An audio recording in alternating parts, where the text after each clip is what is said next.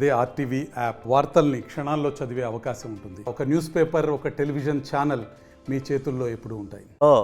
2018-19 ఆర్థిక సంవత్సరంలో చెత్త సేకరణ కోసం రాష్ట్ర ప్రభుత్వం అప్పుడున్నటువంటి గవర్నమెంటు దాదాపు 60 వాహనాల నుంచి 200-300 వాహనాలని కొనుగోలు చేశారు. ఈ వాహనాల యొక్క ఉద్దేశం ఏంటంటే పట్టణ ప్రాంతాల్లో చెత్త తొలగింపుని, మురికి నివారణ కోసం తీసుకుపోయి ఇతర ప్రాంతాలకు తరలించడానికి వీలుగా వాహనాల కొనుగోలు 25 కోట్ల రూపాయలతో చేశారు. ఈ 25 కోట్ల రూపాయల డబ్బుల్ని అధికార యంత్రాంగం నిర్లక్ష్యం కారణంగా దుర్వినియోగం అయిపోయాయి.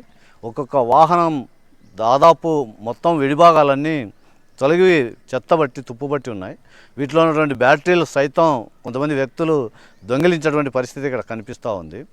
25 కోట్ల రూపాయల డబ్బులు నిర్లక్ష్యానికి కారణమైనటువంటి అధికారుల మీద చర్యలు తీసుకోవాలని చెప్పి సిపిఎం పార్టీగా మేము డిమాండ్ చేస్తున్నాం. ఈ సమస్య చాలా సుదీర్ఘకాలంగా పెండింగ్లో ఉంది. దుర్మార్గం ఏంటంటే 2018లో టీడీపీ గవర్నమెంట్ ఉన్నప్పుడు దీన్ని తీసుకొచ్చారు. ఆ తర్వాత వైసీపీ ప్రభుత్వం అధికారంలోకి వచ్చింది. వైసీపీ ప్రభుత్వం దీన్ని నిర్లక్ష్యం చేసింది. మేము ఇప్పుడు అడుగుతున్నది, ఇప్పుడు మళ్ళీ టీడీపీ ప్రభుత్వం అధికారంలోకి వచ్చి దాదాపు 1.5 సంవత్సరం దాటింది.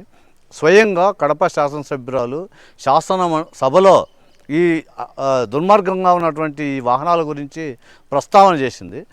శాసనసభ్యురాలు విప్పుగా ఉన్నటువంటి ఆమె ప్రస్తావన చేసినా జిల్లా అధికార యంత్రాంగంలో కదలిక లేదు.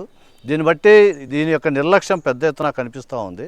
అధికార యంత్రాంగం నిర్లక్ష్యం విడనాడి తక్షణమే ఈ వాహనాలన్నింటినీ వినియోగంలోకి తీసుకురావాలని చెప్పి సిపిఎం పార్టీగా మేము కోరుతా ఉన్నాం.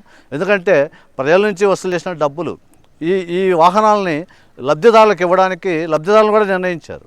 లబ్ధిదారులు ఫైనల్ చేసినా కూడా, వాళ్ళు తీసుకోవడానికి సిద్ధంగా ఉన్నా కూడా అధికార యంత్రాంగం ఎస్సీ కార్పొరేషన్ ద్వారా దీన్ని పంపిణీ చేయడంలో పెద్ద ఎత్తున నిర్లక్ష్యం జరిగింది. కాబట్టి ఈ లబ్ధిదారులు ఎవరైతే ఉన్నారో వాళ్ళందరికీ గుర్తించి వాహనాలను రిపేర్ చేసి వాటి వినియోగంలోకి తీసుకొచ్చేందుకోసం ప్రయత్నం చేయాలి. అలా చేయకపోతే అధికార యంత్రాంగం ఏదైతే 25 కోట్ల రూపాయలు ప్రభుత్వం ఖర్చు పెట్టిందో ఆ ఖర్చు మొత్తాన్ని అధికారుల ద్వారా రికవరీ చేయడానికి ప్రయత్నం చేయాలి.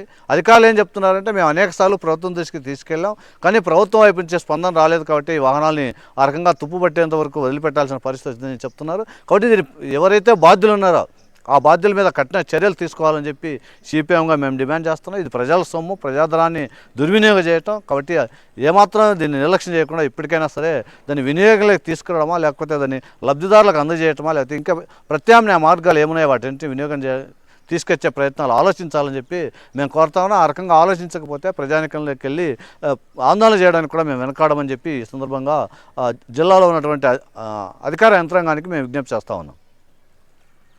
మరిన్ని వీడియోస్ కోసం ఛానల్ ని సబ్స్క్రైబ్ చేయండి. లేటెస్ట్ అప్డేట్స్ కోసం వాట్సాప్ ఛానల్ ని ఫాలో చేయండి.